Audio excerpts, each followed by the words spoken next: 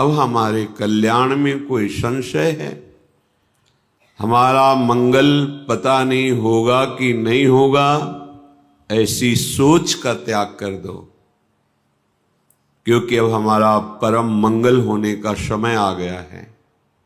नहीं, हमें ये सौभाग्य न प्राप्त होता जो हमें लाडली जी की बिना किसी कारण, बिना किसी हेतु के ऐसी अपार कृपा का परिचय मिला है, अपार सुख देने वाले राधा नाम का परिचय मिला है, समस्त कर्म बंधनों को नष्ट करके दिव्य प्रेम प्रदान करने की सामर्थ्य वाले श्रीधाम वृंदावन का परिचय मिला है, महिमा सुनने को मिली है।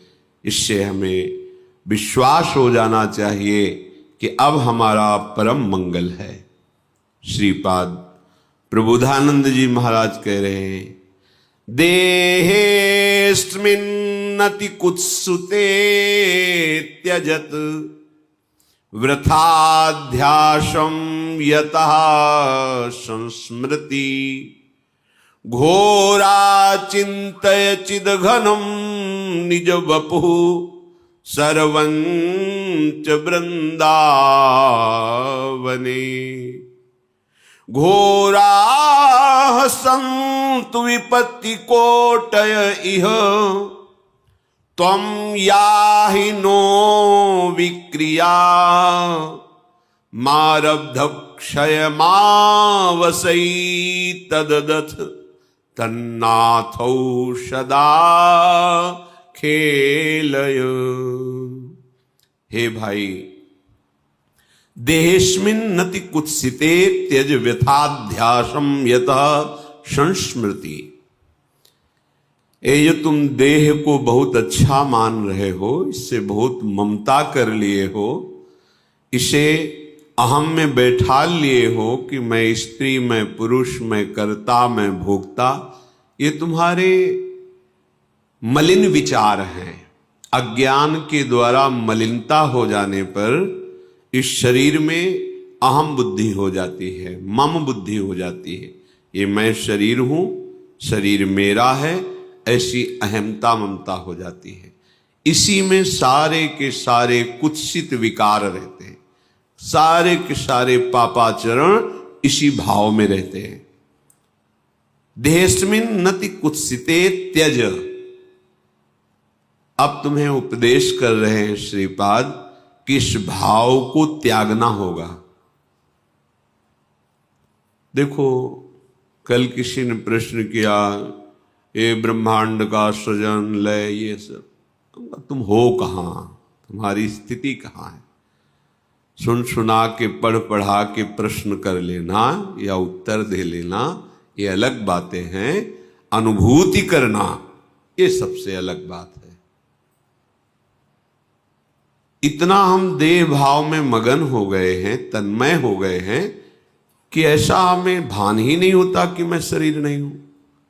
3.5 हाथ के शरीर में अपने हाथ से ना आप रह रहे हैं, फिर भी आपको अपना परिचय नहीं है। बहुत ज्ञानी बनते हो, बहुत प्रश्नकर्ता बनते हो, ऐसा लगता है कि तुम्हें सब शास्त्रों का ज्ञान हो गया है।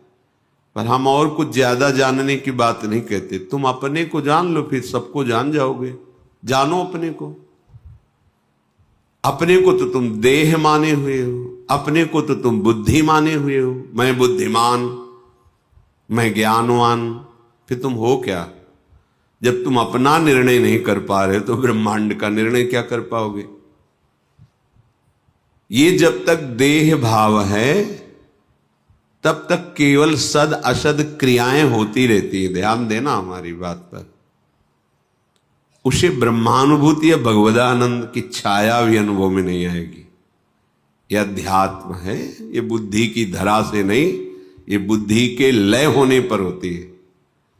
और जितना ऐसा बुद्धि की ही ये चालबाजी है, जब तक हमारी बुद्धि तत्व में लय नहीं हो जाती, ब्रह्म में नहीं हो जाती, भगवत में नहीं हो जाती, तब तक विशुद्ध ज्ञान, परम शांति, परम सुख, परमानंद, ये सब केवल बातों में रहता है, अनुभूति में नहीं आता। इसलिए आदेश करते हैं, यदि तुम्हें सत्संग मिला है तो कम से कम थोड़ा तो विचार करना शुरू करो कि ये शरीर मैं नहीं हूं, ये हमें शरीर सेवा के लिए मिला हुआ है। बिल्कुल परम सत्य बात है। ऐसी कमाई करो अच्छे कर्मों की और उनको प्रभु में समर्पित कर दो। ऐसा संकल्प करो जगत मंगल के लिए, भगवत सेवा के लिए, और उसको प्रभु को समर्पित कर दो। ऐसा स्वभाव बना लो कि सबका हित, सबका मंगल और भजन, जीवन मुक्त हो जाओगे।